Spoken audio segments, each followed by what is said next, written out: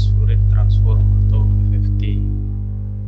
Di sini ada nama anggota kelompok kami. Yang pertama ada Friendly Dianes dengan NIP 04171028. Ada Sabam Antonius Sarahap dengan NIM 04191076. Ada Erdin dengan NIM 04191020 dan saya sendiri Royhan Syafi Sidik dengan NIM 04191075.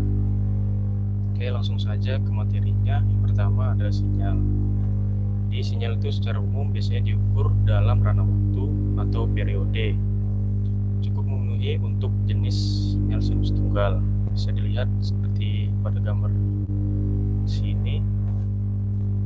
Terus untuk sinyal majemuk, terlebih jika komposisinya cukup kompleks, pengukuran dalam ranah waktu atau periode akan menyulitkan perhitungan, maka diukur dalam ranah frekuensi seperti pada gambar tersebut.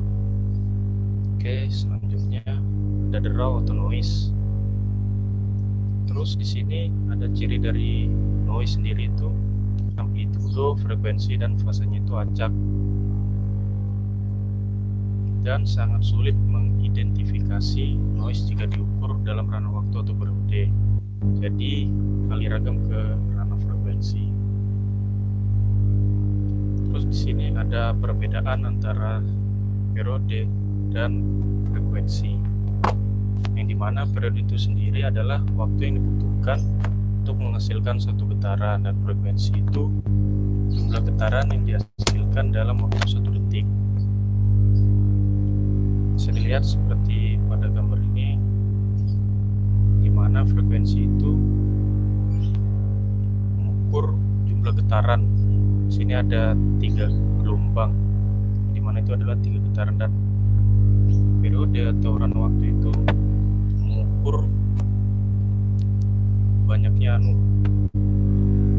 waktu yang dibutuhkan untuk menghasilkan getaran. Terus kita masuk ke transformasi Fourier. Pertama dari sinyal asli diubah ke sinyal terurai, terus dijadikan spektrum frekuensi. Dan di sini ada penjelasan latar belakangnya. Sinyal pada umumnya diukur dalam ranah waktu atau periode, tetapi seringkali diperlukan spesifikasi spektrum dalam ranah frekuensi untuk dianalisis. Analisis dan sintesis sinyal akan lebih mudah dilakukan pada ranah frekuensi. Sarannya yang paling menentukan suatu sinyal adalah frekuensi sendiri. Untuk sinyal yang periodik bisa dianalisis menggunakan deret Fourier. Untuk sinyal yang tak periodik bisa dianalisis dengan menggunakan discrete Fourier transform atau DFT. Oke, selanjutnya akan dilanjutkan oleh Kak Friendly. Assalamualaikum warahmatullahi wabarakatuh. Perkenalkan, nama saya Friendly Fidan Santoso, NIM 04171028. Kali ini saya akan menjelaskan tentang discrete Fourier transform atau yang disingkat menjadi DFT. Langsung aja saya masuk ke materi. Oke, di sini ada prinsip DFT sendiri itu yaitu adalah mentransformasikan atau alih bentuk sinyal yang semula analog menjadi diskret dalam ranah waktu dan kemudian diunduh ke dalam ranah frekuensi. Yaitu prinsip DFT sendiri ya. Terus di sini DFT juga digunakan untuk menghitung magnitud spektrum frekuensi sinyal, banyak digunakan pada digital signal processing atau DSP. Ini rumusnya ya, yang HK sama dengan sigma N kurang dari 1, N sama dengan 0, H dikali N E pangkat min J dikali 2 Pi NK per N. Ini untuk K lebih besar sama dengan 0 dan K kurang dari sama dengan N1. Ini alih dari DFT ya. Persamaan 1. Dengan HN itu adalah sinyal masukan diskret dan HK itu yaitu magnitudo frekuensi. Dan N sendiri itu adalah jumlah runtun masukan diskrit. Jumlah N bisa sangat besar. Jadi N ini bisa sangat besar, tidak pokoknya random gitu ya. Nah, masalahnya transformasi menggunakan DFT bisa sangat rumit, kompleks dan memerlukan jumlah komputasi yang sangat besar. Untuk jumlah komputasi DFT itu sama dengan N pangkat 2, yaitu sangat besar untuk N besar. Untuk mengatasinya digunakan algoritma Fast Fourier Transform atau FFT yang jumlah komputasinya hingga N log 2N saja. Bisa dilihat ini grafik ya, FFT ke kanan, jika IFFT itu ke kiri. Ya, di sini ada Fast Fourier Transform atau FFT sendiri. Jika nilai W itu sama dengan E pangkat J dikali 2 dikali Pi per N, maka persamaan 1 bisa ditulis sebagai berikut nih. Persamaannya itu H1K sama dengan yang ini H kali N W pangkat NK N. Untuk yang K-nya lebih besar sama dengan 0. Jadi 0 juga termasuk ya. Dan K itu kurang dari N-1. Runtun bernomor genap H0, H2, H4 dan sampai HN2 itu. Dan runtutan bernomor gasal itu H1, H3. Jadi bedanya di sini ada genap, ada ganjil gitu. Kalau genap itu H0, H2 sampai seterusnya sampai N2 itu yang ditentukan berapa gitu. Dan untuk yang ganjil itu ya bilangan ganjil tersebut. Kedua runtun berisi N per 2 titik. Runtun genap bisa ditandakan H dikali 2N dengan N sama dengan 0 sampai N sama dengan N per 2 min 1. Sedangkan untuk runtun yang gasal atau ganjil menjadi H 2N min 1. Maka persamaan 1 bisa ditulis ulang menjadi seperti ini. Ya, ini persamaan satunya bisa ditulis menjadi ini. Sudah panjang sekali ini. Intinya di sini ditambah ya. Untuk keterangannya itu K lebih besar sama dengan 0 dan kurang dari N-1. Nah, ini selanjutnya dengan menggantikan W 2N pangkat 2NK N sama dengan WNK N per 2, maka persamaannya itu menjadi ini. Yang HK sama dengan N per 2 min 1 sigma itu N sama dengan 0, H dikali 2N dikali WNK N per 2 ditambah W pangkat KN sigma N per 2 min 1 N sama dengan 0, H dikali 2N plus 1 W pangkat NK N per 2. Maka bisa disusun sebuah algoritma kupu-kupu atau istilahnya butterfly FFT. Itu seperti ini. Ada dua ya. Satu yang ini, yang B, satu yang C. FFT mengandung N per 2 log N, perkalian kompleks dibandingkan dengan N kuadrat pada DFT. Penghematan perhitungan dalam perkalian kompleks N pangkat 2 min N per 2 log 2N.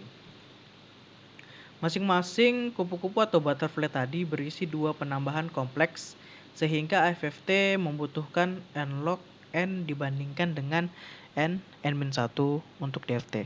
Penghematan penambahan kompleks itu N-1 N-1 dikurang N log 2N. Ini perbandingan perhitungan kompleks pada DFT dan FFT ya. Perbandingan DFT dan FFT. Perkalian kompleks, penambahan kompleks. Intinya ini perbandingan dari DFT dan FFT. Definisi. Pada pertengahan 1960 atau 1960, J.W. Cooley and J.W. Tukey merumuskan teknik perhitungan Fourier transform yang efisien yang disebut fast Fourier transform atau FFT. FFT adalah algoritma yang efisien untuk menghitung transformasi Fourier diskrit atau disingkat sebagai DFT dan inversnya.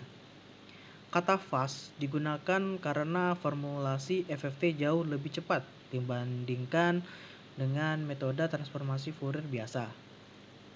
Misalnya, FFT memerlukan 10.000 operasi matematik untuk data dengan 1.000 observasi, yaitu 100 kali lebih cepat dibandingkan dengan teknik perhitungan konvensional. Jadi FFT ini sangat efisien digunakan karena metodenya itu 100 kali lebih cepat perhitungannya dibanding dengan yang teknik perhitungan yang biasa atau konvensional.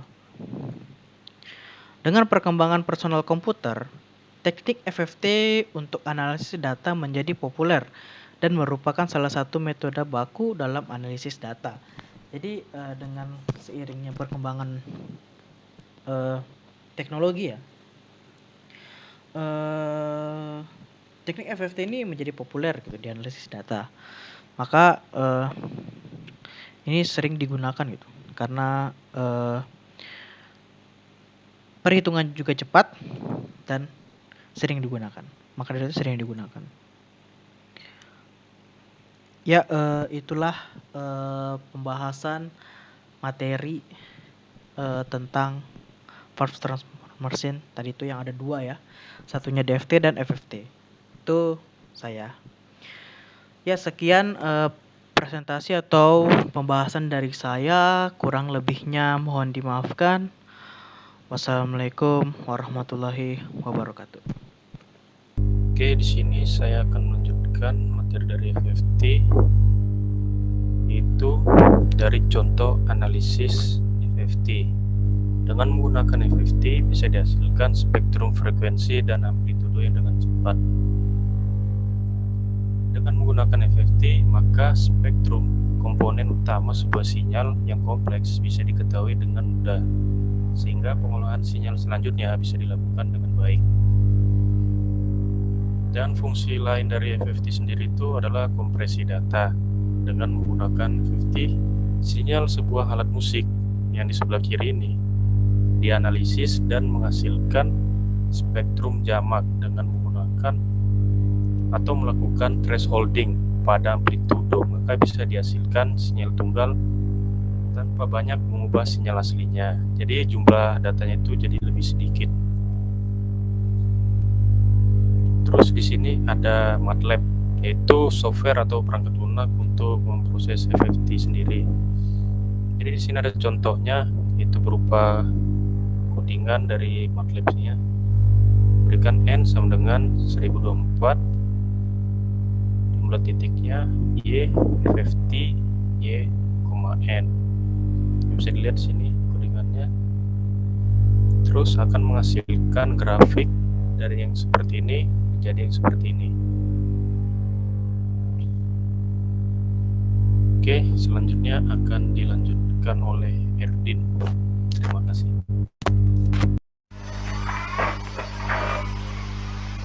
Assalamualaikum warahmatullahi wabarakatuh. Perkenalkan, nama saya Erdin dengan NIM 04191020.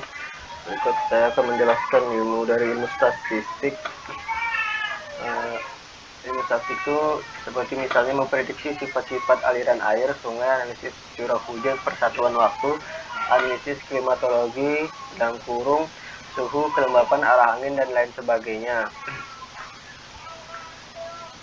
Lalu di berikut contoh grafiknya untuk ilmu statistik. Ada grafik curah hujan, lalu ada temperaturnya di sini, temperatur. Lalu lanjut slide selanjutnya, reflektivitas atau DBZ menyatakan besaran efektivitas energi yang kembali dari objek dan bergantung pada ukuran, bentuk, dan komposisi objek. Radar cuaca menampilkan lokasi dan intensitas atau reflektivitas dari target meteorologi seperti shower, hujan, dan badai. Berikut ini contoh realitas faktor dilihat. Ya seperti dilihat ini ada contoh badai atau hujan. Lalu lanjut ke slide selanjutnya, telekomunikasi. Analisis sinyal menyebut yang ditangkap oleh sebuah antena BTS, analisis 3 dimensi radiasi sebuah antena, rancangan filter untuk menekan noise, rancangan penguat tersalah per pita lebar, dan lain sebagainya. Berikut seperti ini contoh gambarnya. Lalu ada di sini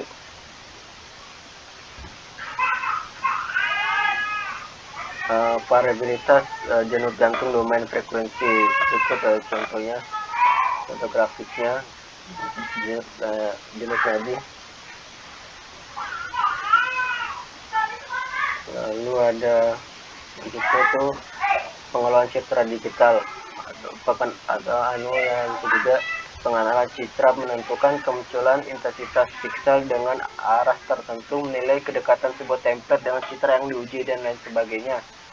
Semakin kecil noise-nya maka grafiknya semakin akuraturan. Ini misalnya signal to noise 10, grafiknya masih normal. Signal to noise 2 mulai naik turun.